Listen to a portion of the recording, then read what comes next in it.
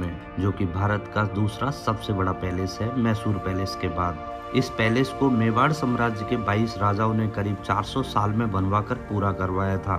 जब महाराणा उदय सिंह ने मेवाड़ की राजधानी को चित्तौड़ से उदयपुर शिफ्ट करने का फैसला लिया था, तब उन्होंने 1559 यानी 1559 में उदयपुर शहर बसाने के साथ ही इस महल का निर्माण करवाना शुरू करवा दिया था। ऐसा कहा जाता है कि मुगलों से बार बार युद्ध की स्थिति बनने के कारण ही महाराणा उदय सिंह ने इस जगह पर सिटी पैलेस बनाने का फैसला लिया था। ऐसा इसलिए क्योंकि ये जगह काफी सुरक्षित मानी जाती थी, क्योंकि ये अरावली की ऊंची पहाड़ियां, जंगलों और पिछोला झील से घिरी हुई थी। यही नहीं बल्कि इस पैलेस को अंदर से बिल्कुल भूल भुलैया की तरह बनाया गया है और इसके अंदर जाकर कोई भी इंसान कंफ्यूज हो जाता है। शायद इन्हीं सब वजहों के कारण मेवाड़ की इस विरासत पर कभी भी कोई दुश्मन कब्जा नहीं कर सका। इस पैलेस के अंदर जाने के लिए अडल्ट का टिकट प्राइस 300 रुपए का है। 5 साल से ऊपर और 18 साल से कम के बच्चों के लिए टिकट प्राइस 100 रुपए का है और 5 साल से छोटे बच्चे इस पैलेस के अंदर फ्री में जा सकते हैं। इस पैलेस की टाइमिंग की अगर हम बात करें तो ये रोजाना सुबह 9:30 बजे से शाम 5:30 बजे तक खुला रहता है। चलिए आपको लेकर चलता हूँ उदयपुर के शानदार सिटी पैलेस के अंदर और इसके इतिहास से जुड़ी सारी जानकारियाँ आप लोगों के लिए देता हूँ।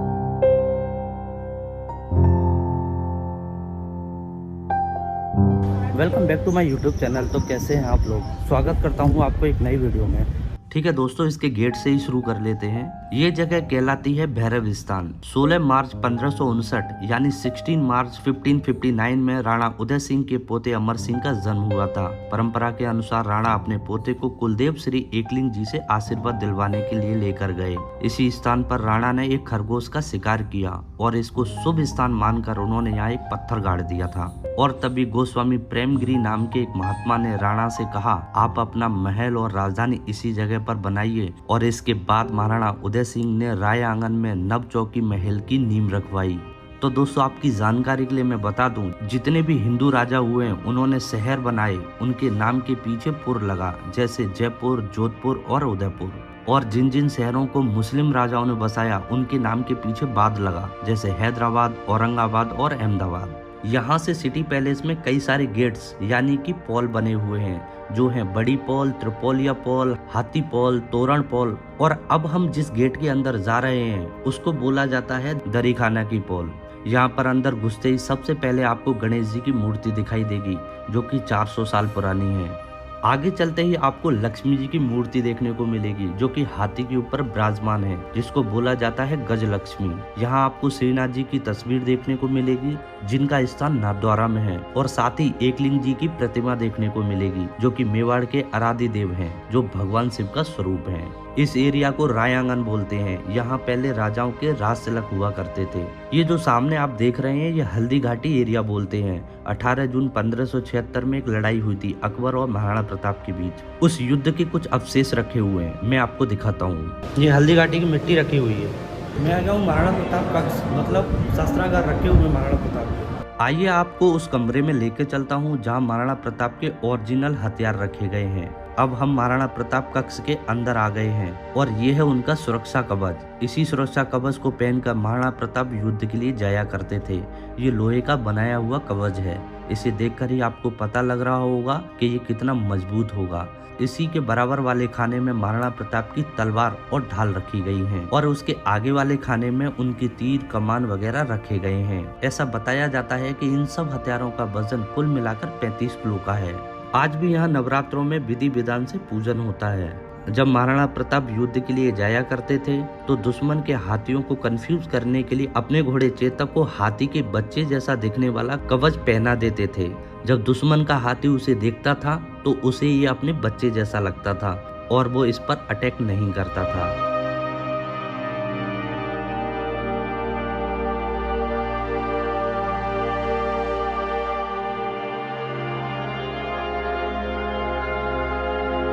ये जो कक्ष आप देख रहे हैं ये है प्रेमगिरी गोस्वामी जी का मंदिर, जिनके बारे में मैंने आपको पहले भी बताया था।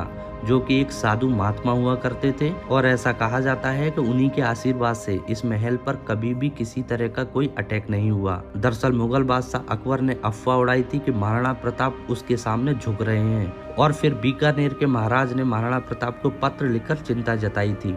ये जो तस्वीर आप देख रहे हैं जिसमें महाराणा प्रताप बीकानेर के महाराज पृथ्वीराज के पत्र का उत्तर देते हुए नजर आ रहे हैं। उन्होंने अपने शब्दों में कहा कि आप बिल्कुल चिंता ना करें, शेर कभी गीदड़ के आगे झुकेगा नहीं। ये जो सामने वाली आप तस्वीर देख रहे हैं, हल्दी घाटी के युद्ध में महाराणा प्रताप ने अकबर को जब परास्त किया था तब उनकी प्रजा ने कुछ इस तरीके से खुशियां मनाई थी। ये संगमरमर के सिंगल स्टोन से बना हुआ ये कुंड आप देख रहे हैं, ये उस जमाने का कोई बाथटब नहीं है, बल्कि इसको बोला जाता है लक्खू कुंड। दरअसल जब भी कोई नए महाराणा बनते थे तो उनके राज तिलक के बाद इस कुंड में 1 लाख चांदी के सिक्के भर दिए जाते थे। लक्खू का मतलब होता है लाख, इसलिए इसको बोला जाता है लक्खू कुंड। 1 लाख सिक्कों में से 25,000 सिक्के यहीं चौक पर उछाल दिए जाते थे, जिनको आम जनता लूट लिया करती थी। बाकी के 75,000 सिक्के दान पुण्य के काम में इस्तेमाल में लाए जाते थे। इस लक्खू कुंड को आखिरी बार 1930 में इस्तेमाल में लाया गया था और उसके बाद कभी भी यूज में नहीं लिया गया। उस जमाने में पोस्टमैन वगैरह तो होते नहीं थे। उस समय पिंजरों में कबूतर हुआ करते थे जो कि पोस्टमैन का काम किया करते थे। ये सारे पिंजरे उसी वक्त के हैं। ये सब ब्रास यानी कि पीतल के बने हुए हैं। यहाँ सारी दीवार मार्बल की बनी हुई है और ये सारा मार्बल मकराना नाम की जगह से लाया गया था। आपकी जानकारी के लिए बता देता हूँ कि आगरा के ताजमहल को बनाने के लिए जो मार्बल यूज किया गया है वो भी मकराना का ही था। अभी हम इस पैलेस की 4थी मंजिल पर आ गए हैं। यहाँ पर आप देखेंगे काफी बड़े बड़े पेड़ लगे हुए हैं, जबकि यहाँ पर थोड़ी सी भी मिट्टी नहीं डाली गई है। यहाँ 104 पिलर बनाए गए हैं, सिंगल स्टोन के हैं और इसको बोला जाता है बाड़ी महल। तो सवाल ये उठता है कि 4थी मंजिल पर बिना मिट्टी के ये पेड़ यहाँ पर कैसे मौजूद हैं? तो मैं आपको बता देता हूँ, ये पूरा एरिया आप देख रहे हैं, ये हिल यानी पहाड़ी की चोटी है, यानी कि अभी हम इसके टॉप पर खड़े हुए हैं। इन सभी पेड़ों की जड़ें इस पहाड़ी के अंदर गई हुई हैं, जो यहाँ पूरे हिस्से के नीचे कोई भी कमरा नहीं बना हुआ है। और ये देखिए, यहीं इस पहाड़ी पर राजाओं के नहाने के लिए स्विमिंग पूल भी बनाया गया था। तो आर्किटेक्ट का कमाल देखिए, पहाड़ी को भी बचा लिया, स्विमिंग पूल भी बना दिया और गार्डन भी बना दिया। ये जो फाउंटेन आप देख रहे हैं ये अभी लगाया गया है, ये पहले नहीं हुआ करता था। तो यहाँ इसी जगह पर राजा और रानी एक दूसरे पर रंग डालकर होली खेला करते थे। ये एक तरह का उनका एंटरटेनमेंट एरिया हुआ करता था। उन दिनों एक अंग्रेज हुआ करता था जिसका नाम था जॉर्ज पंचम, जो कि उस वक्त इंग्लैंड का राजा हुआ करता था। तो उसने कहा एक बार दिल्ली में मीटिंग है और भारत के जितने भी राजा हैं उन सभी को मेरी मीटिंग में आना कंपलसरी है। तो उस दिन सभी राजा उस मीटिंग में गए, लेकिन महाराणा फतेह सिंह वहां नहीं गए, क्योंकि अगर वो भी वहां जाते तो उनको वहां अंग्रेज के सामने झुककर उनको सलाम करना होता, और यही नहीं उनके सामने नीचे भी बैठना पड़ता, जो कि मेवाड़ की शान के खिलाफ है। और शायद आप में से बहुत लोग जानते होंगे कि मेवाड़ में कहावत है, हम लोग सर कटा सकते हैं लेकिन झुका नहीं सकते। तो ये बात जब उस अंग्रेज को पता लगी तब वो महाराणा फतेह सिंह की बहादुरी से बहुत प्रभावित हुआ और यहाँ महाराणा के सम्मान में दिल्ली से ये चेयर भिजवाई थी। ये रास्ता जो आप देख रहे हैं इतना सकड़ा इसलिए बनाया गया था जिससे कि दुश्मन अगर इस महल में घुसने की कोशिश करे तो एक बार में एक से ज्यादा आदमी यहाँ ना चल पाए।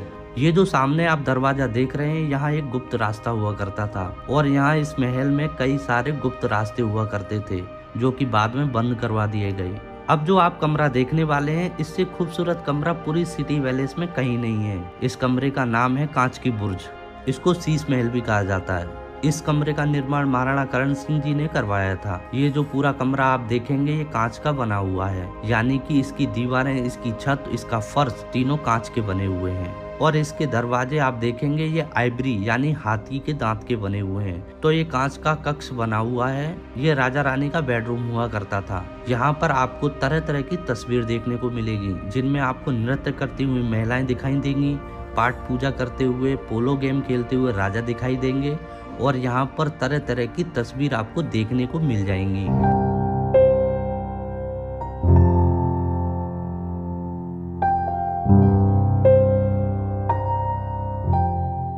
ये ये वाला कमरा आप देख रहे हैं दरअसल एक ये लाइब्रेरी है। 10 फरवरी 1875 यानी 10 फरवरी 1875 को महाराणा सज्जन सिंह ने इस लाइब्रेरी का निर्माण करवाया था और इसका नाम रखा था बनी विलास। ये जो आप फोटो देख रहे हैं ये यहाँ के बहुत ही सुप्रसिद्ध लेखक की फोटो है जिनका नाम था कविराज सामल दास। उन्होंने यहाँ इसी कमरे में बैठकर मेवाड़ का संपूर्ण इतिहास लिखा था और इस किताब का नाम रखा था वीर विनोद। आप चाहें तो इस बुक को यहाँ की बुक शॉप से खरीद सकते हैं। इस किताब की कीमत है 4000 रुपए की। तो देखिए आप उस जमाने में हाथी के दांत से बने हुए दरवाजे हुआ करते थे यानी कि आइवरी डोर, जो कि काफी ज्यादा महंगे हुआ करते थे। अब हम लोग सिटी पैलेस के यानी कि 4th फ्लोर पर आ गए हैं जिसकी ऊंचाई 505 फीट की है।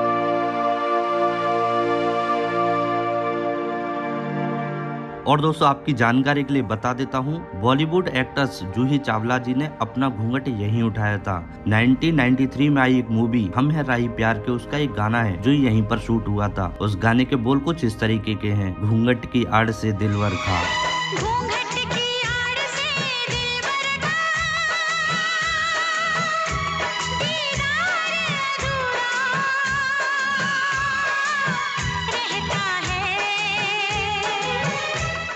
मुझे चलना है साइड आउट। यहाँ नीचे में आपको चौक नजर आ रहे हैं, इसको बोला जाता है दीवाने आम, यानी कि वो जगह जहाँ राजा आम लोगों की समस्या सुनने के लिए आया करते थे। ये है मोती महल। इसका निर्माण महाराणा करण सिंह जी ने 1620 में करवाया था। होली, दिवाली और अन्य त्योहारों पर दीवाने आम में डांस और तरह तरह के प्रोग्राम्स का आयोजन करवाया जाता था और यहाँ मोती महल से रानियां डांस के प्रोग्राम को देखा करती थी। तो यहाँ जो गिलास लगे हुए हैं उनसे रानियां बाहर तो देख सकती थी, लेकिन बाहर वाला कोई भी इंसान रानी को नहीं देख सकता था। यहाँ पर आप देखेंगे छोटा सा शतरंज का बोर्ड भी बना हुआ है। तो यहाँ पर महाराणा शतरंज यानी कि चेस भी खेला करते थे और वहाँ सामने उनकी बैठक हुआ करती थी, यहाँ पर बैठकर वो हुक्का पीते थे।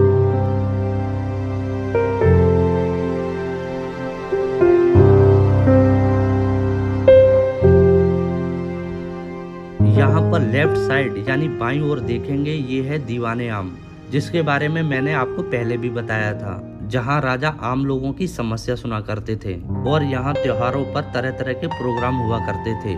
ये जो आप राइट साइड यानी दाईं तरफ आप देख रहे होंगे, इसको बोला जाता था दीवाने खास। यहाँ पर बैठकर राजा अपने मंत्रियों के साथ मीटिंग किया करते थे। इस दीवाने खास को मैं नीचे चलकर भी दिखाऊंगा। दोस्तों आपको ये ग्राउंड जो दिख रहा है, ये 7 बजे से 8 बजे शाम को इस जगह पर शो होता है, जो कि बहुत ही शानदार प्रदर्शन रहता है, जिसको मानक चौक बोलते हैं। यहाँ कई बॉलीवुड मूवी की शूटिंग भी हुई है, जैसे प्रेम रतन धन पायो, ये जवानी है दीवानी। अगर हम बात करें उदयपुर की पॉपुलेशन की, तो यहाँ की जनसंख्या 6.5 करोड़ है, जो कि इस पैलेस से आपको 70% उदयपुर दिखाई देता है। ये है महाराणा भोपाल सिंह जी, उदयपुर के सबसे लास्ट ऑफिशियल राजा थे। बताया जाता है कि जब ये 18 साल के थे तब घोड़े से गिरे और फिर इनकी बैकबोनों में टीबी हो गई थी। इसी वजह से सामने आपको व्हील चेयर दिखाई देगी, जो कि महाराणा भोपाल सिंह जी की है। इन्होंने बहुत सारी बिल्डिंग डोनेट की थी। 1948 यानी 1948 के अंदर उन्होंने अपना किंगडम सरदार वल्लभ भाई पटेल को सौंप दिया था और एक एग्जाम्पल सेट किया। उसके तहत उदयपुर की कई सारी बिल्डिंग जैसे हॉस्पिटल, चर्च, कॉलेज, कोर्ट, कलेक्ट्री आदि बिल्डिंग को डोनेट की। एग्जाम्पल है MB हॉस्पिटल यानी महाराणा भोपाल बड़ा हॉस्पिटल, जहाँ लाखों गरीबों का मुफ्त में इलाज किया जाता है। ये लिफ्ट 1940 में महाराणा भोपाल सिंह जी के लिए उस समय लगाई गई थी। यहाँ पर जितने भी आपको सोफे, कारपेट, चेयर, टेबल, लैंप वगैरह दिखाई दे रहे हैं, ये सभी ज्यादा पुराने नहीं हैं। ये सभी 1955 यानी 1955 के हैं। 1620 में यहाँ पर डुप्लीकेट सन लगाया हुआ था। बाद में इसको चेंज करके गोल्ड का सन लगाया गया महाराणा भोपाल सिंह जी के लिए। यहाँ पर जितने भी राजा हुए हैं वो सभी सूर्यवंशी थे। जब बरसात के मौसम में बाहर सूरज दिखाई नहीं आता था तो राजा यहाँ इस कमरे में आकर सोने से बने सूर्य देवता को नमन किया करते थे। इस सन का जो बेस है वो कॉपर का है। इसके ऊपर 1 किलो 80 ग्राम सोना लगा है। तो अब हम यहाँ नीचे दीवाने खास में आ गए हैं। यहाँ पर राजा अपने मंत्रियों के साथ तो मीटिंग किया ही करते थे और साथ ही साथ यहाँ दीवाने आम की तरह ही त्योहारों पर नाच गाने का प्रोग्राम्स वगैरह हुआ करते थे। सामने जो खिड़की नजर आ रही है वहाँ से राजा डांस या जो भी प्रोग्राम हुआ करता था उसको देखा करते थे और बगल में जो खिड़कियाँ आपको नजर आ रही हैं वहाँ से रानियां खड़ी होकर प्रोग्राम्स को देखा करती थी। ये जो खिड़कियां मैंने आपको बताई जहां पर रानियां खड़ी होकर डांस को देखा करती थी, ये उस समय बंद रहा करती थी। और मैं आपको ये बता देता हूँ, इन खिड़कियों से रानियां तो नीचे का सारा प्रोग्राम देख सकती थी, लेकिन नीचे वाला कोई भी शख्स ऊपर रानियों को नहीं देख सकता था। ये सारा जो कांच का काम आप देख पा रहे हैं, ये 1874 यानी 1874 में किया गया था और ये सारा बेल्जियम ग्लास का काम है। और खास बात यह है कि यहाँ पर किसी भी कलर का इस्तेमाल नहीं किया गया है। ये जो सारा काम आप देख रहे हैं, ये केवल कांच से किया गया है।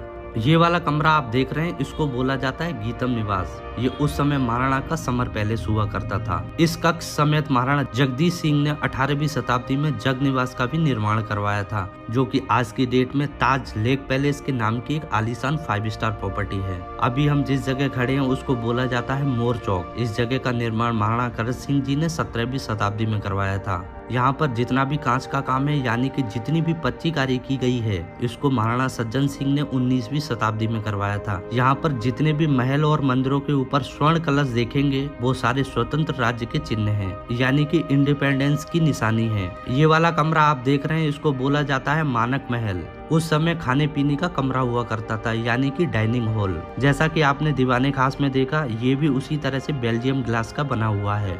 इस कक्ष को महाराणा करण सिंह जी ने बनवाया था और ये सारा का सारा कांच का काम आप देख रहे हैं, इसको महाराणा स्वरूप सिंह जी ने 19वीं शताब्दी में करवाया था।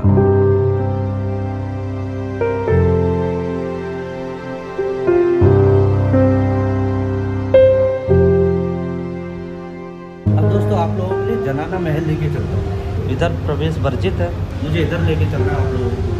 तो अब हम जा रहे हैं जनाना महल की तरफ। तो आपकी जानकारी के लिए बता देता हूँ कि जब भी कोई रानी के पति की मृत्यु हो जाया करती थी, यानी कि जब वो विधवा हो जाती थी, तब उनको इधर जनाना महल में शिफ्ट कर दिया जाता था और यहाँ पर पुरुषों का आना पूरी तरह से वर्जित हुआ करता था। तो जब भी यहाँ पर कोई फेस्टिवल प्रोग्राम, शादी विवाह वगैरह हुआ करता था, तो उनको इस प्रोग्राम में शामिल नहीं किया जाता था। ये वाला कमरा आप देख रहे हैं, ये विडो यानी कि विधवा रानी का बेडरूम हुआ करता था, जो कि दिखने में एकदम साधारण सा लगेगा, बिना किसी चमक धमक के। ये जो बेड आपको दिख रहा है, ये चांदी का बेड है और यहाँ से लेकर आखिरी तक ये पूरा बेडरूम उन्हीं के लिए हुआ करता था। ये वाला पंखा आप देख रहे हैं, ये मिट्टी के तेल यानी केरोसिन से चला करता था। महाराणा भोपाल जी का भी फोटो आपको इस कक्ष में नजर आएगा। यहाँ पर सबसे आखिरी में रही थी राजमाता श्री गुलाब कुंवर जी, जो कि महाराणा भोपाल सिंह जी की पत्नी थी, जिनका 1973 यानी 1973 में देहांत हो गया था। यहाँ पर आप देखेंगे भगवान श्री कृष्ण का झूला भी रखा है। तो रानी के पास जब भी समय हुआ करता था, तो यहाँ बैठे बैठे भगवान कृष्ण को झूले पर झुलाया करती थी।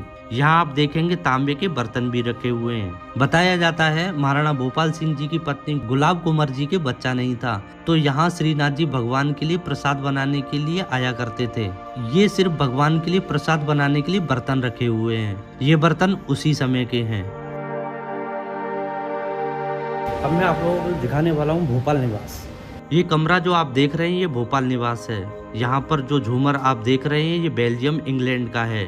ये जो ऊपर में फैन आप देख रहे हैं, ये इटली का है और जो नीचे जो फैन रखा है, ये केरोसिन से चलने वाला पंखा है। यहाँ पर टूटी हुई मूर्तियों के अवशेष रखे हुए हैं। ये देखो, ये यहाँ पर जो आपको मूर्तियाँ दिखाई दे रही हैं, दुश्मनों द्वारा अटैक में डैमेज हुई मूर्तियां हैं। वैसे तो यहाँ पर इस पैलेस में कभी भी कोई अटैक नहीं हुआ। ये सारी मूर्तियां आपको दिख रही हैं, ये आसपास के किलों की हैं।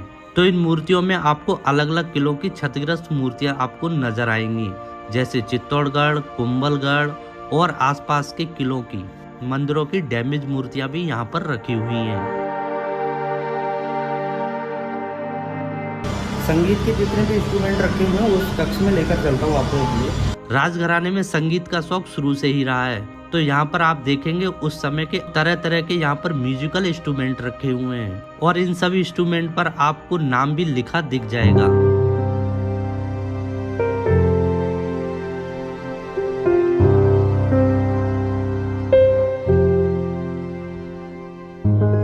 आपकी जानकारी के लिए मैं आपको बता देता हूँ कि इस महल को यहाँ के ओनर अरविंद सिंह मेवाड़ और महेंद्र सिंह मेवाड़ शादी विवाह वगैरह के लिए रेंट पर भी देते हैं, लेकिन इसकी कीमत सुनकर शायद आपके होश उड़ जाएंगे। दिसंबर 2018 में यहाँ पर एक प्रोग्राम हुआ था जिसमें मुकेश अंबानी जी ने 4 दिन के लिए ये पूरा पैलेस बुक करवा दिया था। बल्कि यही नहीं, इसके आसपास के 5 स्टार होटल, हेरिटेज प्रॉपर्टी जैसे कि लेक पैलेस, जगमंदिर, उदय विलास, लीला, ये सारे के सारे बुक करवा दिए थे। इसी पैलेस के अंदर मुकेश अंबानी की बेटी ईशा अंबानी का संगीत का प्रोग्राम भी बुक करवाया था। तो क्या आप अनुमान लगा सकते हैं इन 4 दिनों में कुल मिलाकर मुकेश अंबानी ने यहाँ पर कितना खर्चा किया होगा? खैर, मैं आपको बता देता हूँ, उन्होंने अपनी बेटी के संगीत के प्रोग्राम के लिए यहाँ पर 100 करोड़ नहीं, 200 करोड़ नहीं, बल्कि कुल मिलाकर इन 4 दिनों में उन्होंने 800 करोड़ का खर्चा किया था। जी हाँ, 800 करोड़ का। खैर, अभी हम जो पूरा पैलेस घूम कर आए हैं, इसमें कुल मिलाकर हमने 1.5 किलोमीटर के करीब घूमा है और हमने 235 सीढ़ियाँ चढ़ी और उतरी हैं। तो दोस्तों